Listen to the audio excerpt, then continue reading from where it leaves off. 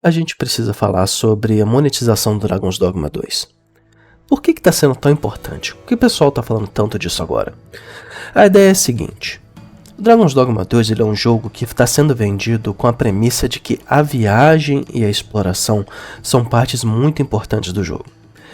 A ideia de que a viagem é para ser algo exaustivo, cansativo e desafiador. Conforme você viaja, o seu personagem precisa parar, precisa descansar. A gente precisa organizar os itens que a gente está achando para não deixar o personagem sobrecarregado e ter problema na estamina, ter problema no movimento. Então, isso é parte do jogo, é parte do desafio do jogo. E quando você começa a vender por dinheiro de verdade meios alternativos de viagem rápida, isso causa problema, né? Não é nem alternativo. Você pode usar as pedras de transporte, você pode usar os carros de boi para você teletransportar. O jogo não te vende meios extras, mas ele te vende pedra extra de transporte. Em jogos normais você consegue fazer viagem rápida a qualquer momento. No Dragon's Dogma não, se você estiver no meio de uma caverna e você chegar no final e não tiver outro caminho, você precisa voltar até o começo.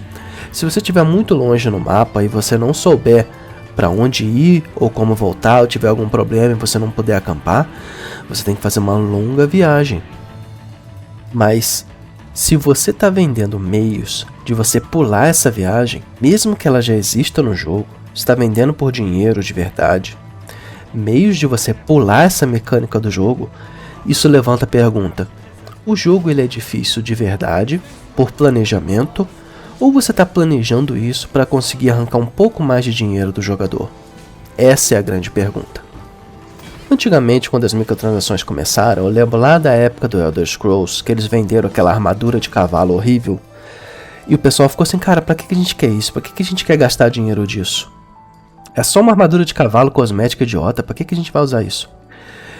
E na época deu bastante o que falar. E logo em seguida já começou a ficar bem popularizado vender passes de temporada, que a gente costumava ver em jogos de tiro. Você pagava o passe de temporada e você ganhava alguns mapas extras e armas extras para ir jogando durante o ano. Isso no começo foi legal porque você tinha mais conteúdo com o jogo. Depois começou a ser um problema que você dividia o pessoal que estava jogando. O pessoal que não comprava um mapa não jogava com o pessoal que estava jogando em outro mapa. Isso ia fragmentando o pessoal. Acabava atrapalhando achar a partida. Tanto que tinha gente que comprava DLC e acabava não jogando DLC porque não conseguia achar tanta gente para jogar. Ou o amigo não comprava DLC e você tinha que jogar no mapa que veio com o jogo para conseguir jogar com seus amigos. Isso dividia bastante a fanbase. Diferente de como era com jogos meio que single player, que lançavam um pacote de expansão e você podia jogar do jeito que você quisesse, não tinha problema.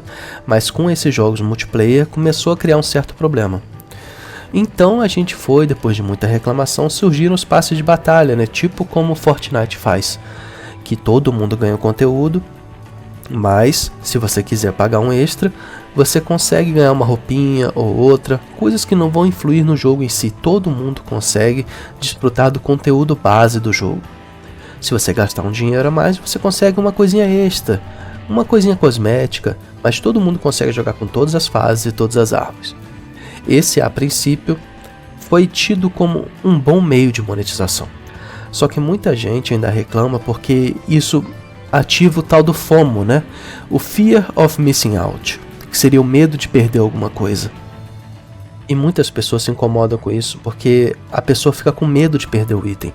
Se a loja está lhe vendendo uma determinada roupinha para o seu personagem, que ela vai sair da loja daqui a um dia ou dois, muitos jogadores se sentem pressionados a comprar ele porque tem medo de perder e nunca mais conseguir. E isso funciona porque muita gente está comprando e eles estão fazendo cada vez mais isso. Por um lado eu digo que isso é uma estratégia um pouco cuzona do lado da empresa, mas também se você não consegue se aguentar para comprar uma roupinha do jogo, porque ela vai sumir e não vai aparecer mais, é algo que você precisa trabalhar dentro de você também, né? Mas o Dragon's Dogma em específico, como eu estava dizendo, que se o jogo, a premissa dele é ser difícil a viagem, e você vende itens que facilitam essa viagem, a gente está criando um precedente complicado. Porque no futuro, o que impede as empresas de fazerem um jogo que vai ser difícil e vender por dinheiro meios de deixar ele mais fácil? Lembra antigamente quando a gente jogava e os jogos tinham cheat code, né? Tinha um macete para você conseguir vida infinita, várias armas. Tem muito tempo que a gente não vê isso. A gente parou de ver isso quando começaram as microtransações. E não que eu me importe com o jeito que o pessoal joga, né? Cada um joga do jeito que quiser. Se você quiser comprar um item para deixar o jogo mais fácil para você, beleza. Mas a minha preocupação é a empresa fazer um jogo propositalmente difícil, complicado, e tentar vender para você meios que vão facilitar você continuar jogando. Isso é muito comum ver em jogos free to play, jogos grátis, que você pode jogar o jogo à vontade, mas para você ter alguma coisa que vai facilitar a sua experiência, eles querem cobrar. Como por exemplo em Warframe, você pode pagar para você ter os itens que você está craftando na mesma hora, ou caso contrário você tem que esperar bastante tempo. Ou como por exemplo Path of Exile, que é um jogo de RPG de graça, mas para você realmente desfrutar do que o jogo tem a oferecer, você precisa pagar um pouquinho a mais para você ter uns benefícios extras. É claro que você pode jogar esse jogo sem gastar nenhum centavo extra, mas para você realmente ter o que o jogo tem a oferecer, a experiência que o jogo quer que você tenha, você precisa gastar um dinheirinho. E é aí onde eu quero chegar. Esse que é o medo, essa que é a preocupação. Até onde as empresas vão chegar com isso? Isso não é nada novo que a Capcom esteja fazendo. Ela já fez isso no Devil May Cry 5, tentando vender as Red Orbs, que é o dinheiro básico do jogo, que você ganha em todo lugar. Quando eu vi eles tentando vender isso, eu falei, cara, que idiotice, quem que vai comprar isso? Esse é o dinheirinho do jogo que você ganha de tudo. Tudo derruba esse dinheirinho do jogo. E depois que, imagina, se você gasta um dinheiro, libera tudo que você tem em personagem, você vai continuar ganhando dinheiro do jogo e não vai usar em nada. Você vai estar basicamente, realmente, usando dinheiro à toa. Isso também tinha no Resident Evil 4 no remake, que você consegue liberar uns tokens para você pegar o último upgrade da arma. Eles são bem limitados no jogo, você consegue eles de graça, mas você pode conseguir eles por dinheiro de verdade. E agora no Dragon's Dogma essa situação da viagem, né? Você tem o carro de boi para você viajar, você tem as pedras de transporte para você viajar, elas estão no jogo, você consegue com o dinheiro do jogo, mas se a pessoa está fazendo isso e vendendo com dinheiro de verdade, sempre vai ficar aquela dúvida. O quanto disso é desafio real e o quanto disso é para perturbar o jogador para ver se ele gasta um dinheirinho a mais.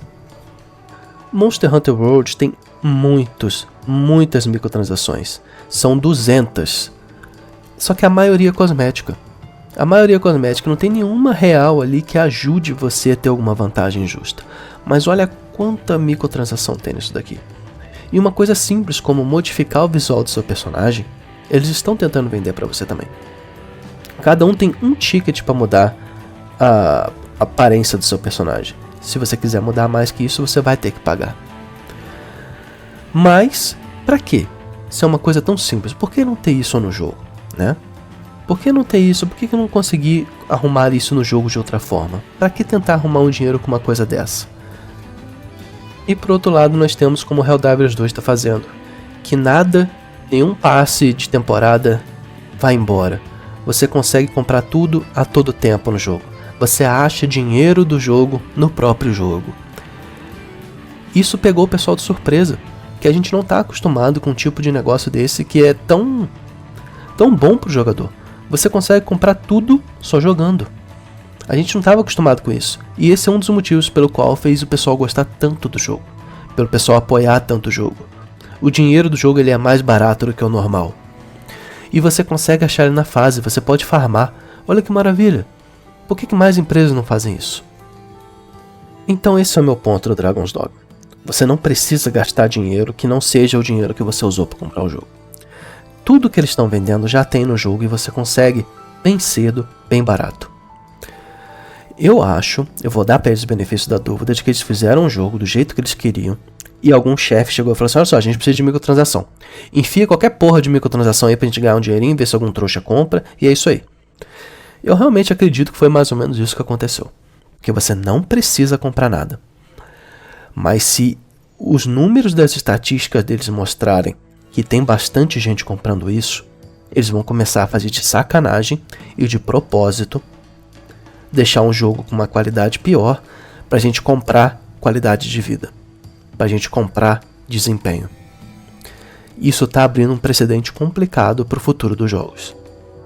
Não é só a Capcom que tá fazendo isso, Dragon's Dogma não é o primeiro jogo a fazer isso. Mas está trazendo uma discussão muito importante que a gente precisa tomar bastante cuidado e continuar fiscalizando o que vai vir pela frente.